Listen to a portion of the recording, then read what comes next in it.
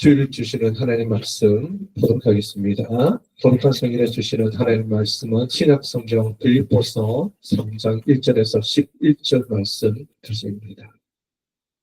오늘은 빌립보서 3장 말씀을 가지고 우리가 소망해야 할 것이라는 제목의 말씀을 함께 나누고자 합니다. 우리가 소망해야 할 것. 전 세계적으로 애플 신화를 이루었던 사람이 있습니다. 그 사람이 누구냐? 스티브 잡스라는 사람입니다. 애플의 공동 창업자이지요. 이 사람이 췌장암으로 죽었습니다.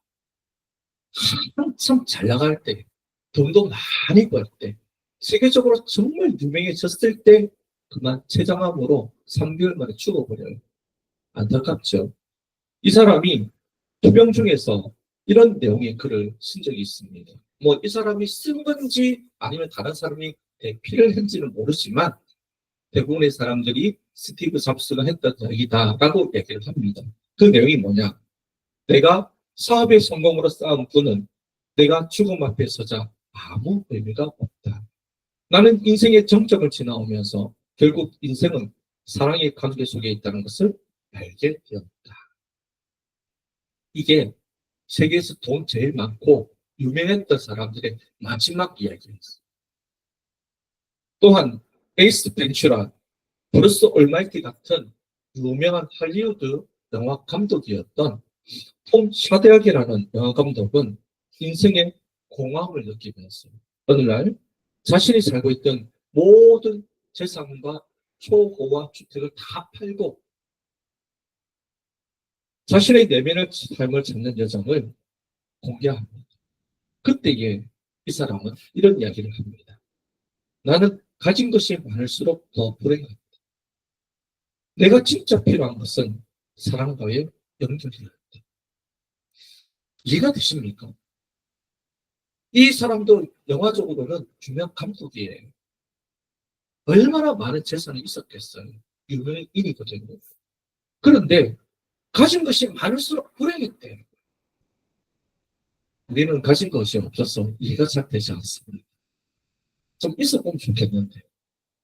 근데 이 사람들의 이야기가 나는 유명하고 가진 것이 많을수록 오히려 더 불행해집니다. 세계적 투자자로 수십억 달러의 자산가였던 존 템플턴이라는 사람은 그의 말년에 이런 고백을 합니다. 나는 재정적으로 큰 성공을 거두었지만 진짜 만족은 신앙과 나눔에서 없다.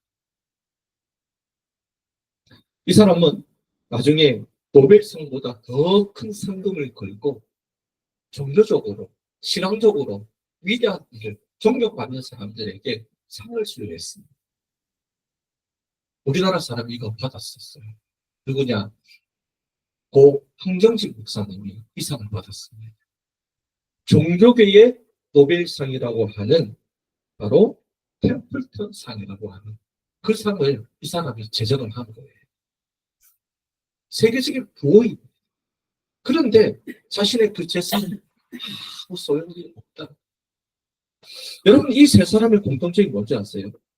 이들은 모두 세상에서 성공해서 많은 사람들에게 인정을 받고 부러움의 대상들이었다는 거예요.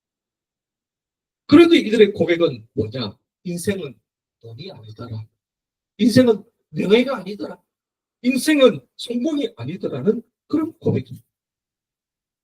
저는 이 아침에 이들의 고백 속에서 오늘 우리는 어떻게 생각하며 살아가야 할 것인가를 한번 고민해 봤으면 좋겠습니다. 저와 여러분들이 해야 될 질문이 있어요. 그게 뭐냐? 나는 지금 무엇을 소망하며 살아가고 있는가?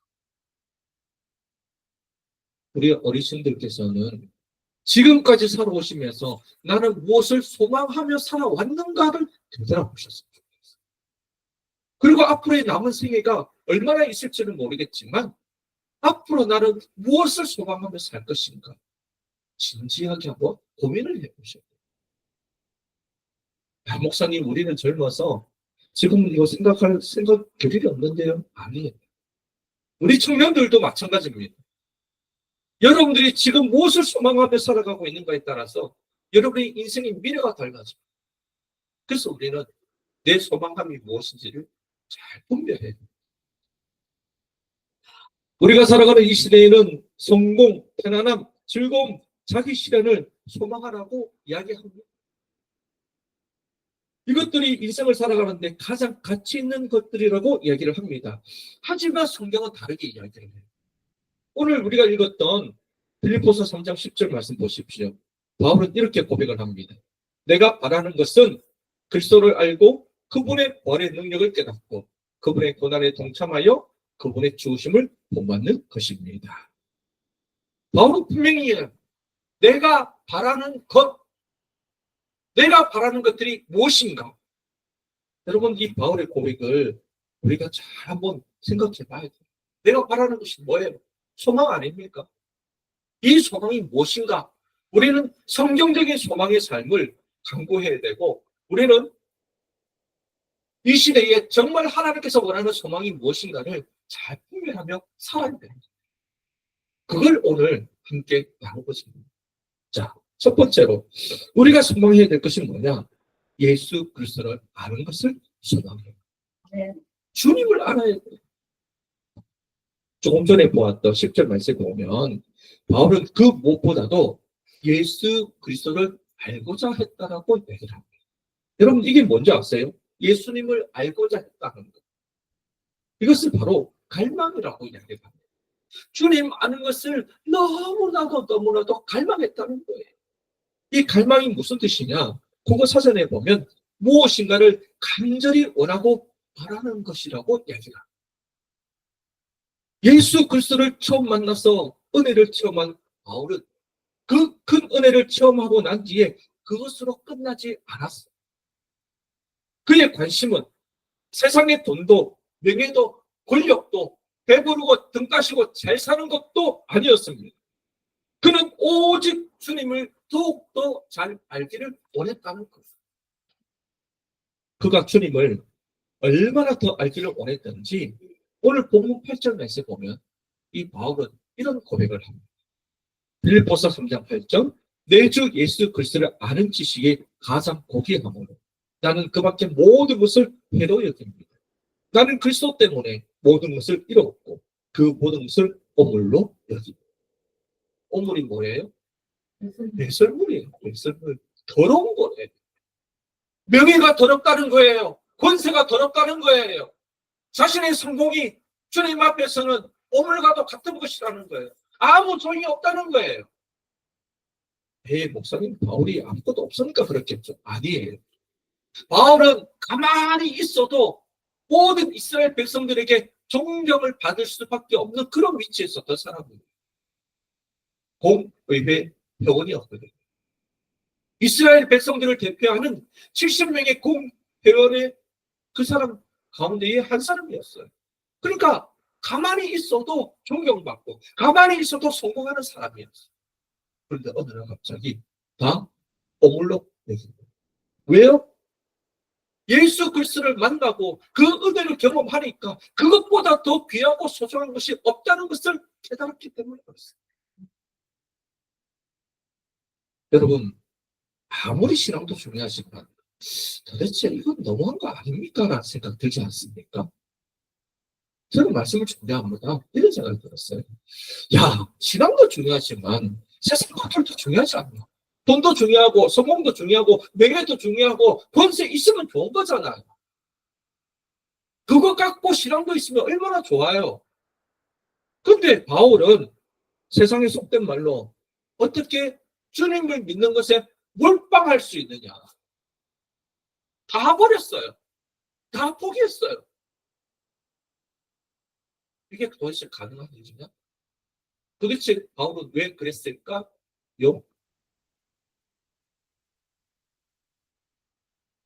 저는 사랑하면 이렇게 되는 것 같아요. 하나님의 은혜, 예수 그리스도를 그 사랑의 은혜를 경험하고 난 바울은 주님을 사랑하는 그 은혜를 경험하니까 세상 한 것도 눈에 들어오지 않아요. 남녀 간에도 사랑을 하면 모든 것을 헌신하죠. 바울 역시도 예수님을 너무나도 사랑했다는 겁니다. 여러분, 예수님을 향한 바울의 사랑은요, 시간이 지나갈수록 식어지는 것이 아니었어요. 사랑은 어떻습니까? 처음에는 뜨겁게 사랑하다가 점점점 그 사랑이 줄어들죠. 그래서 이런 말 있잖아요. 처음에는 뜨겁게 사랑해서 결혼까지 했는데 나중에는 뭐라고 얘기합니까? 애 때문에 산다. 그러다가 애들이 다 출가하고 다 각자 하면 그때는 뭐라고 얘기합니까? 의리 때문에 산다. 이게 인간의 사랑이에요. 근데 바울은 어땠느냐? 주님의 사랑을 알면 알수록 더 간절해지고 그 사랑에 더 깊이 살고자 하는 그런 마음들이 있었다는 것. 그러니까 자기가 갖고 있었던 명예와 돈과 권력과 그런 것들이 다 쓸모없이 배설물처럼 여길 수 있는 그런 마음이 있었다는 것. 이 마음이 바울은 주님을 더 갈망하고 소망하는 마음으로 더 나아갔다는 것. 아니, 목사님, 어떻게 그렇게 해석할 수 있습니까? 그 이유가 있습니다. 여러분, 오늘 성경 말씀에 바울이 주님을 더 알기를 원한다는 말이 있잖아요. 여기서 안다는 단어가 헬라어 원뜻은 어떤 건지 아세요? 단순히 난리지 지식이 아니에요. 지식적으로 안다는 그런 뜻이 아니고요. 헬라어 원문에 보면 어떻게 나와 있냐면 인격적이고 체험적인 친밀한 관계를 뜻하는 단어로 나와요. 체험을 했다는 거예요. 뭘요? 주님의 사랑을. 인격적으로 예수님이 얼마나 큰 사랑을 베풀어 주신다는 것을 알았다는 거예요. 이것은 곧 바울이 예수님과 강렬하고 깊은 영적 은혜의 체험을 했고 이 관계가 사랑이라는 친밀한 관계로 승화되어서 그 사랑이 끊어질 수 없고 오히려 더 지속되게 더 단단하게 연결되어 가고 있는 그런 모습들을 얘기하는 거예요. 그래서 나는 주님의 이 사랑에 끊을 수 없어. 나는 주님의 이 사랑에 영원히 거하고 싶어. 그래서 주님을 더 알고 싶어. 그런 고백을 하는 거예요. 여러분, 여러분들이 드릴 질문이 있습니다. 여러분들은 예수님을 얼마나 사랑하십니까? 예수님을 사랑하는 마음이 처음 예수님을 믿을 때보다 지금이 훨씬 더 크십니까? 그래서 예수님과의 관계가 더욱더 깊어지고 있습니다. 혹시 예수님을 사랑하는 마음이 식지는 않았습니까? 그래서 매 순간마다 예수님의 은혜를 갈망하기는커녕 세상 것에 만족을 두고 거기에서 위로를 받으려고 하지는 않은지.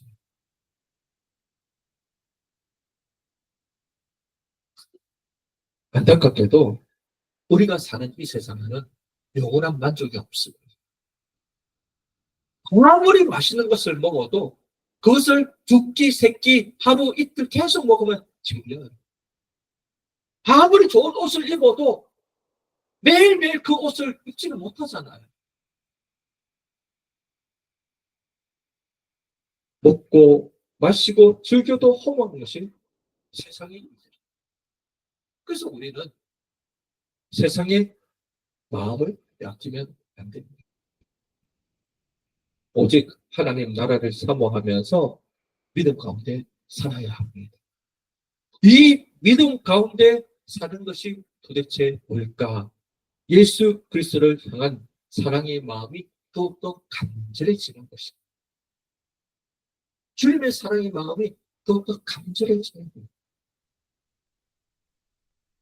바울이 그랬어요. 예수님을 만나고 난 뒤에 이 바울의 관심은 뭐냐냐? 세상에 있지 않았어요.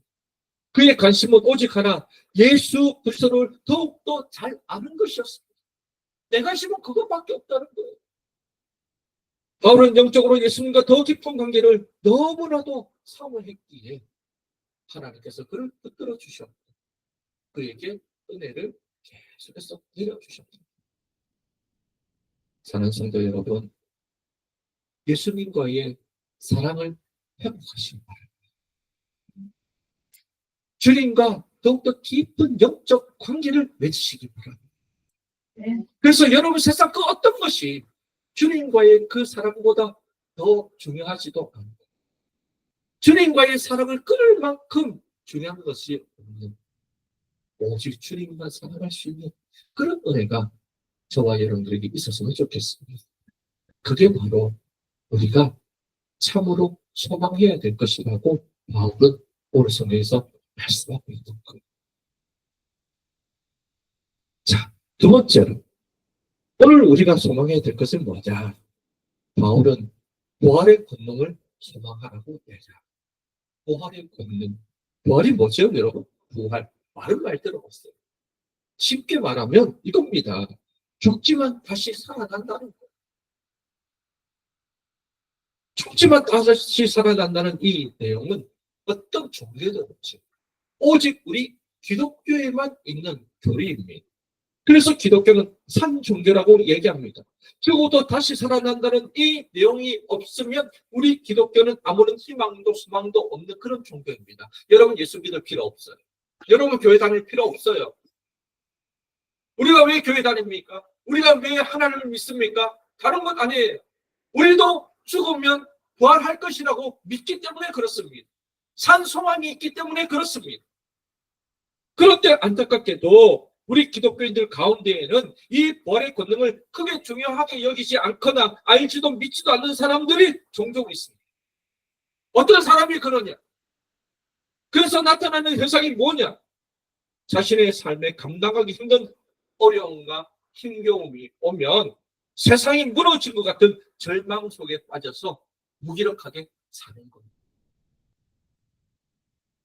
여러분, 그게 부활의 실험을 가진 사람들이 해야 될 행동이라고 생각할 수 있습니까?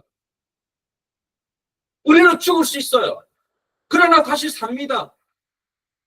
이게 영원한 우리 하나님의 소망입니다. 내 삶에 죽은 것 같은 그런 현상들, 일들 얼마나 많습니까? 거기에 빠져서 무기력해서 일어나지 못한다면 우리는 어쩌면 주님을 믿는다 하면서도 소망 없는 그런 사람들, 삶을 사는 사람들이 아닐까를 생각해요. 여러분, 예수님을 믿는 우리가 예수님을 믿지 않는 사람들과 같이 아무런 소망이 없다면 굳이 여러분 교회를 다녀야 될 이유가 있습니까? 물론 우리 믿는 사람들도 어려운 일을 당할 수 있습니다. 극심한 고통에 빠져서 감당할 수 없을 정도로 힘들 수도 있습니다. 바울이 그랬어요. 고린도후서 11장의 말씀을 보면은 바울이 얼마나 많은 고통과 어려움과 죽을 고비를 넘겼는지를 이야기한 내용이 있습니다. 그 내용을 보면 와, 이렇게 하면서 예수를 믿어야 되나 하는 생각이 저절로 듭니다. 그런데 그 수많은 위협과 공포를 왜 겪어야만 되느냐? 예수 그리스도 믿는 것 때문에 그랬어요. 복음을 전하는 것 때문에. 감옥에도 얼마나 많이 갇혔는지 몰라요. 도둑질한 거 아니에요. 살인한 것도 아니란 말이에요. 예수 그리스도의 복음을 전하고 그 믿음을 증거하다가 갇히고 고통받고 억압받고 힘겨운 일들을 많이 겪었답니다. 그런데도 바울은 하나님을 원망하지 않습니다. 오히려 바울은 이런 이야기를 합니다. 성경에 나와 있는 이야기예요. 여러분 잘 아는 이야기예요. 제가 선창하겠습니다. 여러분 대답 한번 해보세요. 항상 기뻐하라. 오, 맞아요. 항상 기뻐하라. 제가 가고 있는 성경에는 항상 기뻐하십시오라고 나와 있어요. 또 범사에 왜? 검사에 감사하라. 이 세 번 있어요. 끊임없이 기도하고 모든 일에 감사하라. 이 말을 누가 했는지 아세요? 바울이 했어요. 사도 바울.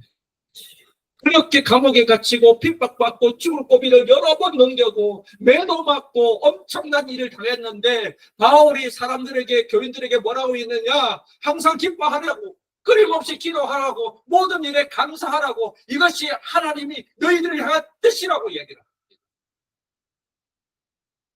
눈 따시고 배부른 사람이 하면 여러분 이 말 아멘 할 수 있겠어요? 지는 잘 사니까 그렇지, 지는 문제 없으니까 그렇지 라고 얘기할 수 있지 않겠어요? 근데 바울은 그런 상황이 아니었단 말이에요. 그런데도 어떻게 항상 기뻐하고 끊임없이 기도하고 모든 일에 감사할 수 있느냐? 바울 안에 부활의 산 소망이 있기 때문에 그렇습니다. 그거 없었으면 바울도 이미 모든 것을 다 포기할 수 있었습니다. 여러분, 힘들고 불평하고 원망할 수밖에 없는 일들이 생기면 그렇게 하는 것이 맞는 거죠. 내가 하나님도 아니고 내가 전능한 능력을 갖고 있는 사람도 아닌데 어떻게 힘들 때 어려울 때 우리는 이렇게 살 수 있습니까? 인간적으로 보면 못합니다. 그러나 부활의 권능과 소망과 능력이 있는 사람은 달라요. 어려워도 기뻐할 수 있고 힘들어도 감사할 수 있고 낙심할 절망할 수밖에 없는 상황에서도 하나님 바라보면 기도할 수 있는 사람. 그 사람은 단순히 교인이 아니고요. 부활의 산 소망을 가진 사람들입니다. 여러분, 부활의 산 소망이 있습니까? 목사님, 나 죽으면 천국 갈 거예요. 물론 그것도 중요해요. 근데 지금 여러분의 삶 가운데에서 내 삶은 하나님의 산 소망이 있는 삶이라고 여러분 스스로 고백하고 많은 사람들에게 그런 모습을 보여주냐.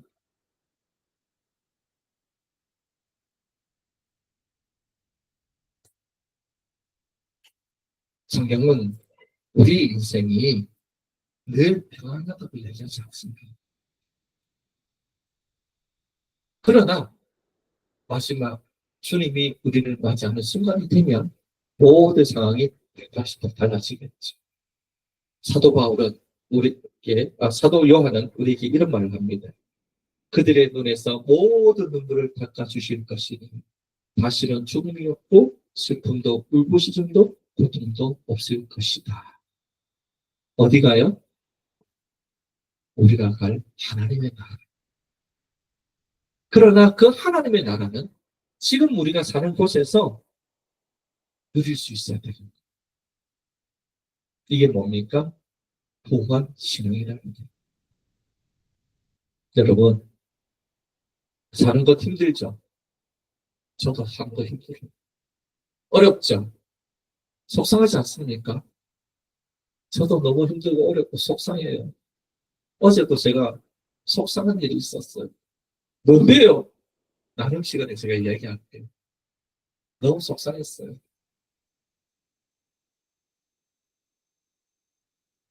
리수님, 이 모든 거 다 하십니다. 아니, 목사님, 예수님께서 내 모든 것을 다 하시면 즉시 해결해 줘야 되는 거 아닙니까? 그래야 예수 믿을 맛도 나고, 그래야 다른 사람에게 내가 기도를 했더니 하나님이 이렇게 역사해 주셨다, 해결해 주셨다, 그렇게 자랑하면서 전도도 할 수 있는 것 아닙니까? 라고 질문을 하실 것 같아서 말씀드립니다. 아니에요. 사는 것이 힘들고 어려워야 하나님 나라 소망하는 거 아닙니까? 여러분, 살만해요. 평안해요. 문제 없어요. 근데 굳이 왜 하늘나라에 가려고 합니까? 힘드니까. 속상한 어려운 일들이 계속 있으니까. 우리의 소망은 이 땅이 아니라 하나님 나라. 그래서 초대교회 성도들은요, 고난받을 때 불평하고 원망한 것이 아니라 뭐라 그러지 아십니까? 따라해 봅시다. 마라나타. 무슨 뜻이에요? 주 예수님 속히 오시옵소서. 이게 그들의 고백이었어요. 마라나타. 우리가 살아가는 동안 슬픔과 아픔과 고통과 힘겨움은 절대 사라지지 않습니다. 한 고비 넘으면 또 다른 고비가 있어요. 맞죠? 우리 어르신들은 그런 고비를 안 넘어오셨나? 목사님, 내 이야기 쓰면 말도 못합니다.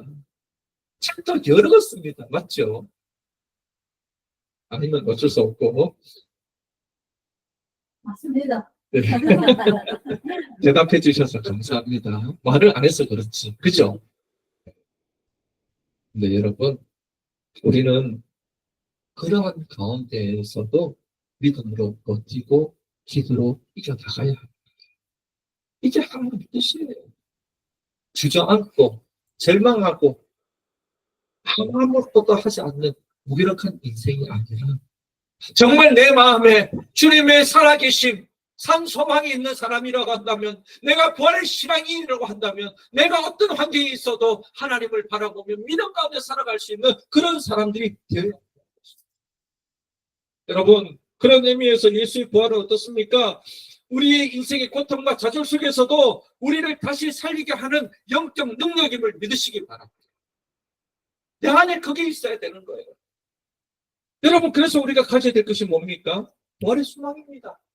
부활의 권능을 내가 잊어먹지 않고 늘 가슴 속에 새기면서 비록 나는 힘들고 어려운 인생을 살지만 하나님의 마지막 순간에 이 모든 것을 바꿔주실 것이라고 하는 그 소망 가운데 살아가야 돼요.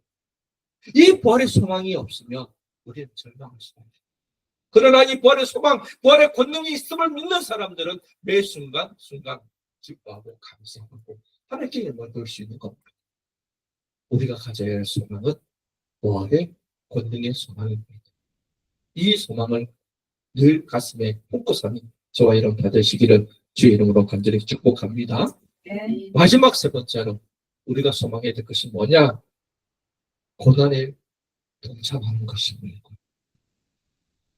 고난에 동참하는 것을 소망하라고 얘기합니다. 목사님, 이거 너무한 거 아니에요? 왜 고난에 동참해야 돼요? 그러게 말이에요. 성경에 그렇게 말씀하고 있어요. 오늘 본문 10절 말씀을 제가 다시 한번 봅니다. 바울이 얘기합니다. 내가 바라는 것은 그리스도를 알고 그분의 부활의 능력을 깨닫고, 여기까지는 이해가 되죠. 여기까지는 여러분들 아멘 하실 수 있을 거예요. 근데 그 다음 구절 여러분 부담스럽지 않습니까? 그분의 고난에 동참하라. 그분의 죽으심을 본받는 것이다. 예수님은 어떻게 죽었죠? 주무시다가 천국 가셨죠. 맞나요?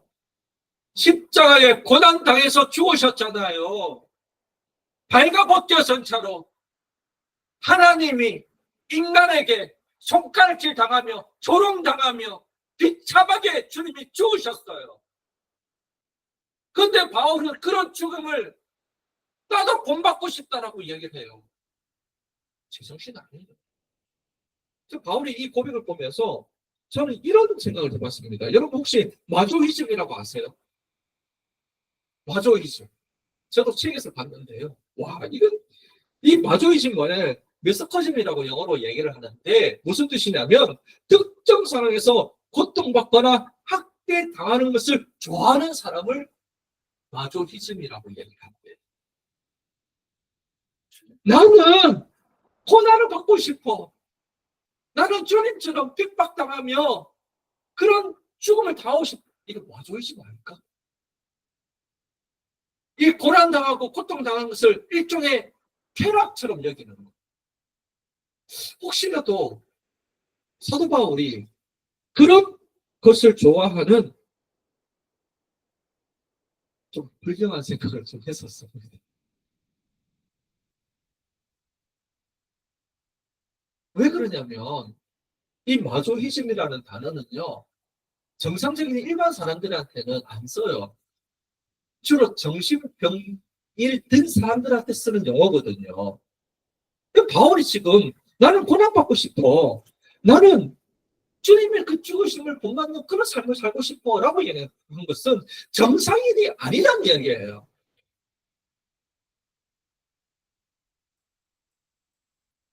정말 평범한 인생을 살아가는 사람들은 다른 사람의 고난에 동참하고 싶어 하지 않습니다. 그가 죽는 것을 본받는다고 소망한다고 말하는 것이 않습니다. 그렇지 않나요, 여러분? 어떻게 해서든지 나는 이런 저런 어려움과 고통을 당하고 싶어 하지 않아 라고 하는 것이 정상이에요. 저는 우리 아이들을 위해서 기도하거든요. 제가 아이들을 위해서 기도할 때마다 하나님께 이렇게 기도합니다. 하나님, 어쨌든 우리 아이들은 저보다 더 나은 삶을 살게 해주세요. 내가 당하는 어려움, 내가 당하는 속상함, 내가 당하는 여러 가지 힘들고 어려운 일들, 하나님 내 자식들은 겪게 하고 싶지는 않다고. 우리 어르신들 그렇죠? 그래요. 내가 인생을 어떻게 살아왔는데 내 그런 인생을 내 자식들에게 물려준다? 말도 안 되는 소리지. 나는 힘들고 어렵게 살아도 내 자녀들, 내 후손들은 정말 평안하게, 은혜롭게, 복되게, 귀하게 잘 살았으면 좋겠다는 게 모든 사람들의 갈망입니다.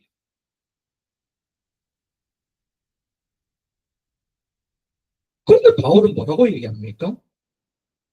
나는 예수 그리스도의 고난에 동참하고 그분의 죽으심을 본받는 것이 내 소망이다 하고 얘기해요.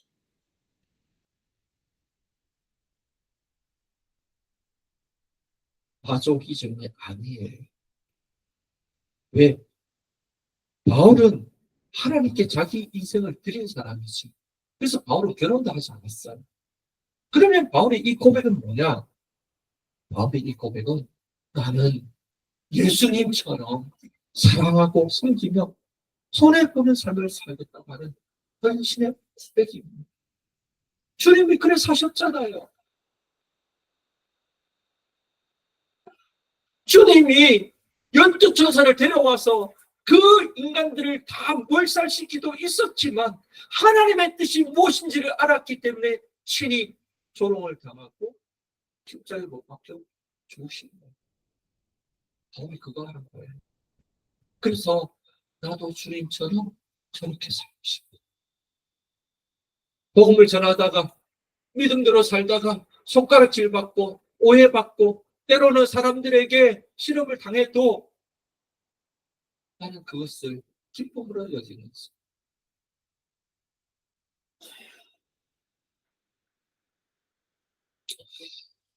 바울이 왜 이렇게 살 수밖에 없었을까요? 왜 이렇게 살기를 고민했을까? 다른 건 아닙니다.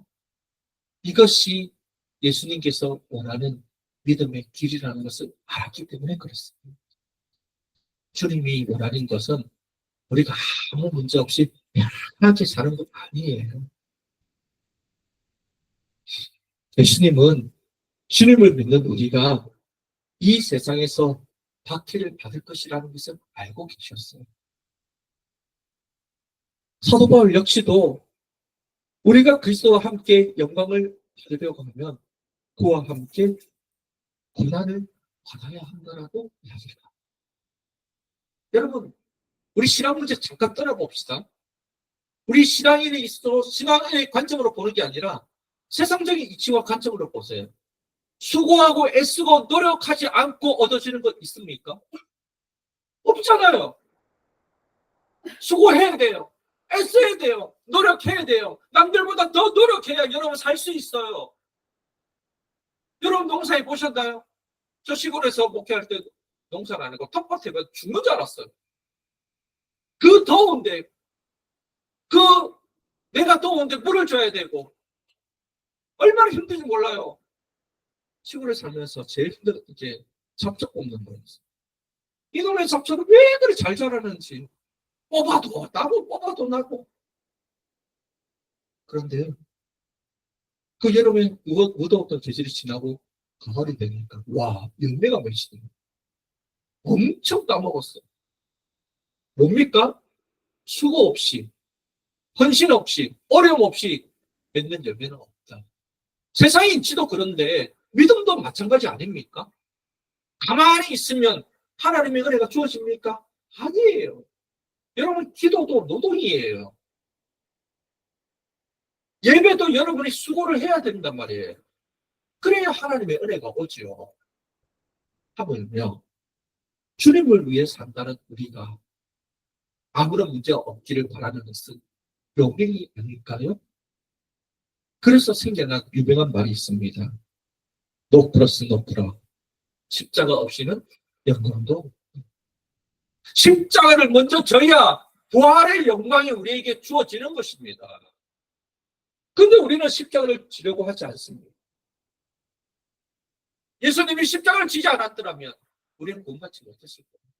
그러나 주님이 십자가를 지었기 때문에 우리는 하늘을 소망하는 하나님의 백성들이 될 것입니다. 사랑하는 성도 여러분, 여러분들은 신앙 때문에 겪는 불편함이나 희생을 감수하고 있습니까? 믿음 때문에 손해보는 것을 너무 억울하게 생각하시고 있습니다.